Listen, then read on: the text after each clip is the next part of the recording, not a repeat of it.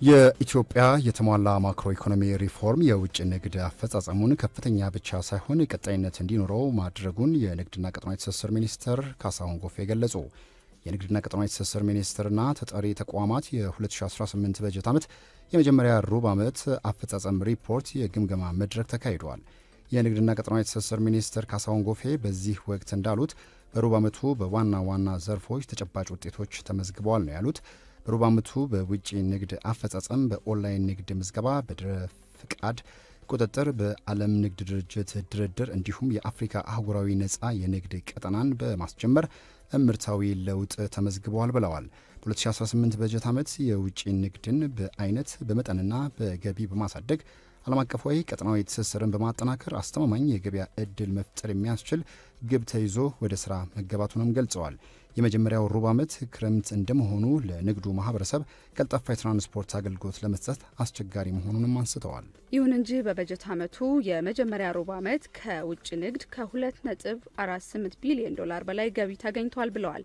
የውጭ ንግድ አፈጻጸም በተመለከተ በኩራት መናገር የሚቻልበት መሆኑን ገልጸው ከአምናው ተመሳሳይ ወቅት ጋር ሲነጻጸር 65 በመቶ ብልጫ እንዳለው ጠቁመዋል።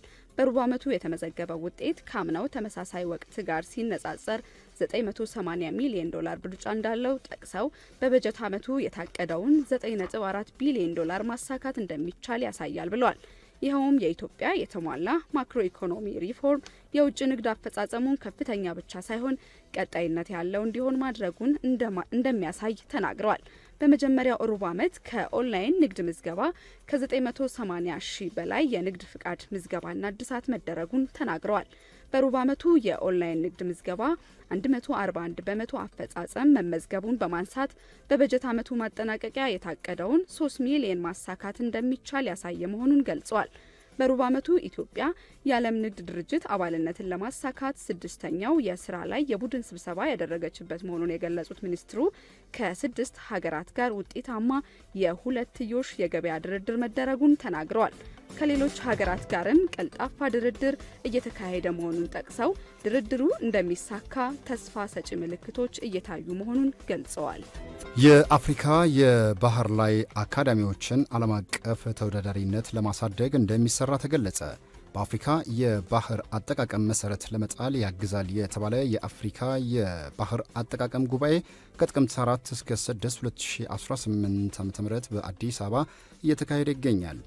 በዋይሲኤፍ ማይኒንግ ሊሚትድ እና ትራንስፖርትና ሎጂስቲክ ሚኒስቴር ትብብር የተዘጋጀውና አፍሪካ ቀጣዩዋ የባህር መዳረሻ በሚል መሪ ሀሳብ በኢትዮጵያ አስተናጋጅነት በአዲስ አበባ እየተካሄደ የሚገኘው የአፍሪካ የባህር አጠቃቀም ጉባኤ የአፍሪካ የባህር ላይ አካዳሚዎችን ዓለም አቀፍ ተወዳዳሪነት ለማሳደግ ያለመ ነው ተብሎለታል። የባህር ላይ መሪዎችን፣ ፖሊሲ አውጪዎችንና ተቆጣጣሪዎችን ብሎም የኢንዱስትሪው ተወካዮችን አንድ ላይ በማሰባሰብ ተወዳዳሪ የአፍሪካ የባህር ኃይልን ለማፍራት አንድ ወጥ ስትራቴጂ መንደፍ ላይ ያተኮረው ጉባኤ የአህጉሪቱን የስልጠናና የስራና የአስተዳደር ማዕቀፎችን በማጣጣም ዘርፉን በዓለም አቀፍ ደረጃ ተወዳዳሪ ለማድረግ እቅድ የሚወጣበት መሆኑም ተነግሯል። በጉባኤው መክፈቻ ላይ ንግግር ያደረጉት የባህር ዳር ዩኒቨርሲቲ ፕሬዝዳንት መንገሻ አየለ ጉባኤው ከተለያዩ ሀገራት ጋር የሚስተካከሉ በመስኩ ብቁ የተማሩ ዜጎችን ለማፍራትና የስራ ዕድል ለመፍጠር የጎላ አስተዋጽኦ የሚያበረክት መሆኑን ገልጸዋል። የማዳጋስካር ጦር ፕሬዝዳንቱ ወደ አስተማማኝ ቦታ መሸጋገራቸውን ተከትሎ ስልጣን መቆጣጠሩን አስታውቋል። በህንድ ውቅያኖስ ደሴት በወጣቶች መሪነት ለሳምንታት የዘለቀው ተቃውሞን ተከትሎ በማዳጋስካር ስልጣኑን ከፕሬዝዳንት አንድሬ ራጆሊና እንደተረከበ አንድ ታዋቂ ወታደራዊ ክፍል አስታውቀዋል። ማክሰኞ ከፕሬዝዳንቱ ቤተ መንግስት ውጪ የቆሙት እነዚሁ ተቃዋሚዎችና እንዲሁም ደግሞ ጥያቄ ያላቸው ማህበረሰቦች በተለይ ኮሎኔል ሚካኤል ራንድሪ አሊና ወታደሩ መንግስት በመመስረት ምርጫውን በ2 ዓመት ውስጥ እንደሚያካሂድ ተናግረዋል። እንደ ምርጫ ኮሚሽን ቁልፍ የዲሞክራሲ ተቋማትንም ማገዱን አስታውቀዋል። የጀነራል ዜድ ተቃዋሚዎች የለውጡ አካል ይሆናሉ፣ ምክንያቱም ንቅናቄው በጎዳናዎች ላይ ስለተፈጠረ ጥያቄያቸውን ማክበር አለብኝም ብለዋል። በዋና ከተማይቱ በሺዎች የሚቆጠሩ ባንዲራዎችን በማውለብለብ ወታደሮችና ተቃዋሚዎች የፕሬዝዳንት ራጆሊናን ከስልጣን መባረርን እያከበሩ ነው። ሐማስ ተጨማሪ 4 ታጋቾችን አስክሬን መመለሱን የእስራኤል መከላከያ ሰራዊት አይዲኤፍ አስታወቀ። ቀይ መስቀል እንዳስታወቀው የአስክሬን ሳጥን ውስጥ የነበሩትን አስክሬኖችን በማውጣት ለእስራኤል ጦር ትናንት ምሽት አስረክበዋል። ዝውውሩ የተካሄደው ሐማስ የሞቱትን የ28ቱን ታጋቾች አስክሬን እስኪመልስ ድረስ እስራኤል በጋዛ ላይ የሚደረገውን እርዳታ እንደምትገድብ ካስጠነቀቀች በኋላ እንደሆነም ተመላክቷል። የፍልስጤም ታጣቂ ቡድን 20 ሕያውያንና 4 የሞቱትን ታጋቾችን ሰኞ ዕለት ማስረከቡ ይታወሳል። በእስራኤል ውስጥ ታስረው የነበሩት የ45 ሟቾች ፍልስጤማውያን አስክሬን ወደ ጋዛ መመለሱን ቀይ መስቀል በመግለጫው ማስታወቁን ነው ዘገባዎች ያመለከቱት። እስራኤልና ሐማስ የተቀበሉት የዩኤስ ፕሬዝዳንት ዶናልድ ትራምፕ የተኩስ አቁም እቅድ 48ቱም ታጋቾችን አሳልፎ የሚሰጠው ሰኞ እኩለ ቀን ላይ ይጠናቀቃል የሚል እንደነበር ይታወሳል። በሕይወት ያሉ ታጋቾች በሙሉ ሲመለሱ ሐማስ እስካሁን ወደ ሀገራቸው ያልተመለሱ የ20 ታጋቾች ቅሪት ላይ በሐማስና በእስራኤል መንግስት ላይ ጫና እየጨመረ እንደሚገኝ እንደ ስጋት ሲጠቀስ ቆይቷል። ፍልስጤማውያን ሐማስ አስከሬኑን የሚመልስበት ጊዜ መዘግየቱ የተኩስ አቁም የወደፊት እጣ ፈንታ ላይ እርግጠኛ አለመሆን ሊያመጣ ይችላል በሚል ስጋት ላይ ናቸው። ዘገባው የቢቢሲ ነው። የህዳሴ ግድቡ ውዝግብ በፖለቲካዊ ሳይሆን በቴክኒካዊ መንገድ መፈታት አለበት ሲሉ በአሜሪካ የአፍሪካ ጉዳዮች ከፍተኛ አማካሪ ተናገሩ። በአሜሪካ ውጭ ጉዳይ መስሪያ ቤት የአፍሪካና መካከለኛው ምስራቅ ጉዳዮች ከፍተኛ አማካሪ የሆኑት ማሱድ ብሎስ በታላቁ የኢትዮጵያ ህዳሴ ግድብ ላይ ያለውን ውዝግብ በፖለቲካዊ ጫና ሳይሆን በቴክኒካዊ መንገድ መፈታት አለበት ሲሉ ተናግረዋል። ማሳድ ብሎስ እንደገለጹት ከሆነ በነበራቸው አሜሪካ ቆይታም በ3 ሀገራት ማለትም በኢትዮጵያ፣ በሱዳንና በግብጽ መካከል ሰላማዊና ሁሉን አቀፍ ተቀባይነት ያለው መፍትሄ ለማምጣት ያላትን ቁርጠኝነትም አረጋግጠዋል። ጉዳዩ የቴክኒክ ጉዳይ በመሆኑ ችግሩ በቴክኒካዊ መንገዶች ነው መፈታት ያለበት ያሉት ከፍተኛ አማካሪው በተለይም በቴክኒካዊ ጉዳዮች ለሁሉም ወገኖች ተስማሚ መፍትሄ ለማግኘት እየሰራን ነው ሲሉም ተናግረዋል። ጉዳዩ ለኢትዮጵያ፣ ግብጽና ሱዳን የሞትና የህይወት ጉዳይ መሆኑን የጠቀሱት ማሳድ ቡሎስ ግዙፉ የውሃ ኃይል ማመንጫ ፕሮጀክት ተመርቆ እውን ሆኗል። ወደፊት የሚካሄዱ ማናቸውም የመፍትሄ አካሄዶችም ይህን እውነታ ያገናዘቡ መሆን አለባቸው ሲሉ አሳስበዋል። አክለውም ሀገራቸው በካይሮና አዲስ አበባ መካከል ሰላማዊ ትብብርን መደገፏን ትቀጥላለች ያሉ ሲሆን ሁለቱ ሀገራት ማለትም ግብጽና ኢትዮጵያ ወደ ግጭት ማምራት የሌለባቸውና በታሪካዊ ትስስር የተቆራኙ ሀገራት ናቸው ሲሉም ገልጸዋል።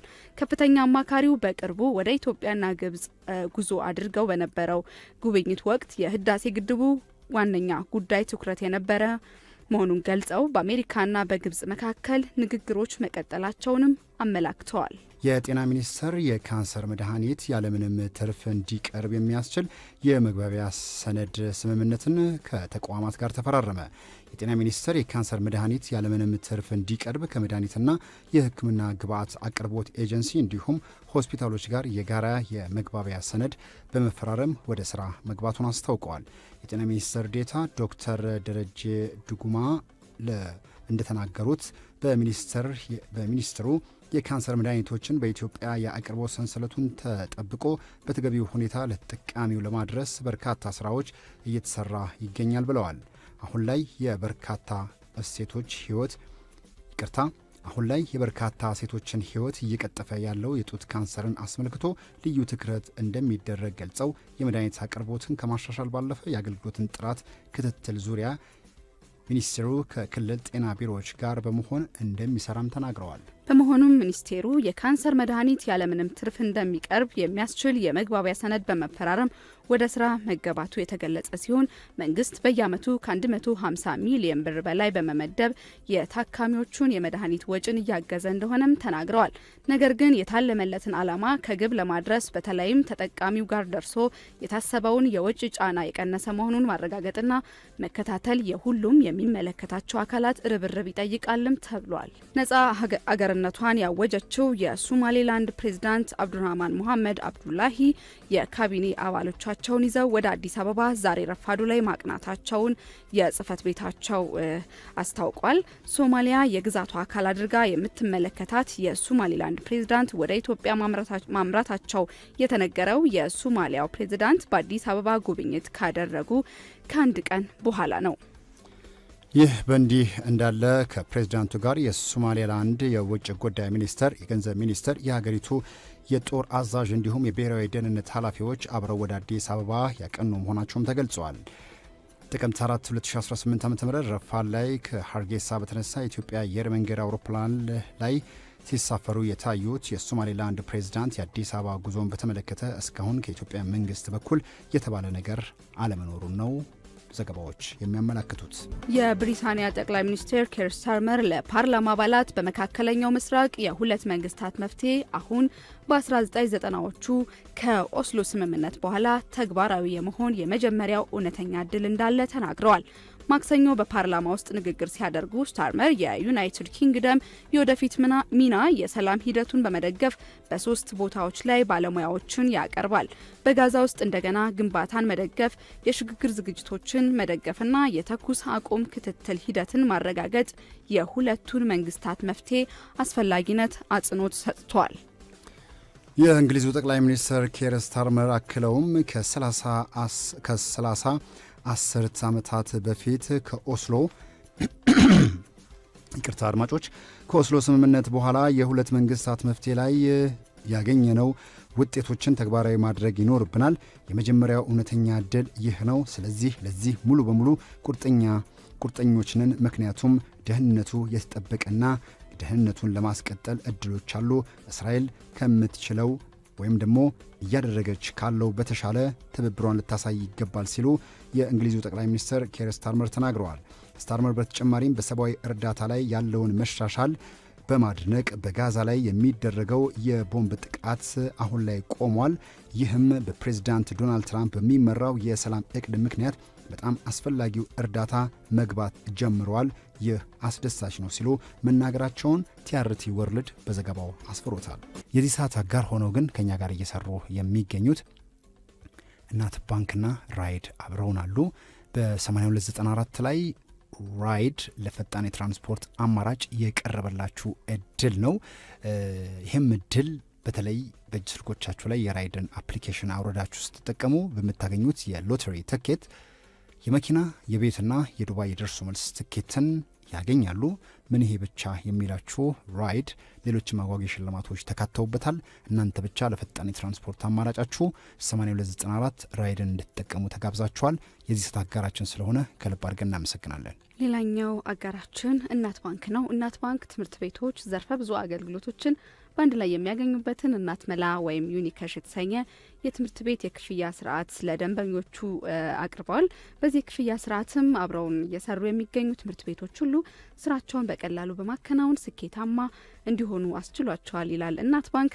እናት መላ የክፍያ ስርዓትን ሲጠቀሙ የትምህርት ክፍያን በቀላሉ ለመፈጸም፣ ተማሪዎችን ለመመዝገብ፣ የተማሪዎችን መረጃ ለማስተዳደር እንዲሁም ደግሞ ከተማሪ ወላጆች ጋር ያለውን ግንኙነት ለማጠናከር፣ የፋይናንስ ሪፖርት ለማዘጋጀት፣ የጉዞና የመጽሐፍ ግዥ ክፍያዎችን ለመክፈል የሚያስችል ዘመናዊ የአሰራር ስርዓት ነው። እንግዲህ በዚህ ዘመናዊ የአሰራር ስርዓት ዘርፈ ብዙ አገልግሎቶችን የሚያገኙበት የእናት መላ ወይም ደግሞ ዩኒካሽ የተሰኘ የትምህርት ቤት የክፍያ ስርዓት ነው። እንግዲህ በዚህ የክፍያ ስርዓት አብረውን እንዲሰሩ በኢትዮጵያ የሚገኙ ትምህርት ቤቶችን በታላቅ አክብሮት እንጋብዛለን ይላል እናት ባንክ። ማን እንደ እናት የዚህ ሰዓት አጋራችን ስለሆነ እጅግ እናመሰግናለን።